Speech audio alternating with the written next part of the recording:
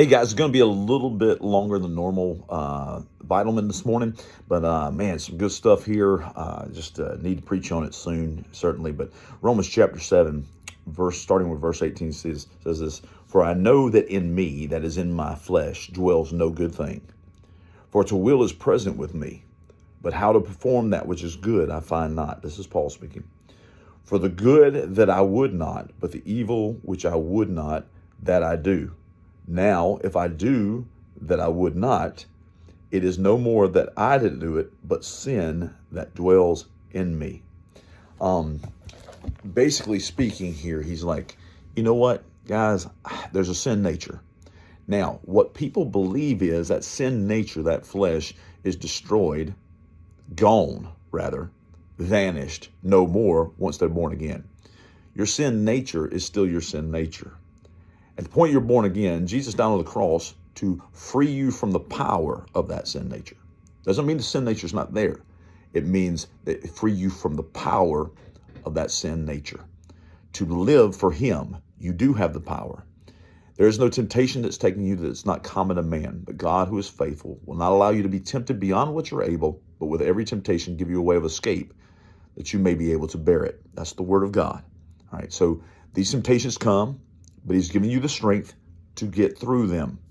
And you still have a nature that pulls you away from Him. And that's what Paul is speaking about here. A flesh and sin nature that pulls you away from Him. Yes, you're born again, but you're given the power at that moment to defeat sin because Jesus defeated it on the cross. Let me read something to you here. All right, so and I want to read a quote. Billy Sunday was a great evangelist of old. And he had a terrible, he was a baseball player and a very good baseball player, terrible addiction to alcohol, got saved, became an evangelist, and man, he was just on fire. But this is what he said. He says, "I'm against sin. I'll kick it as long as I have a foot. I'll fight it as long as I have a fist.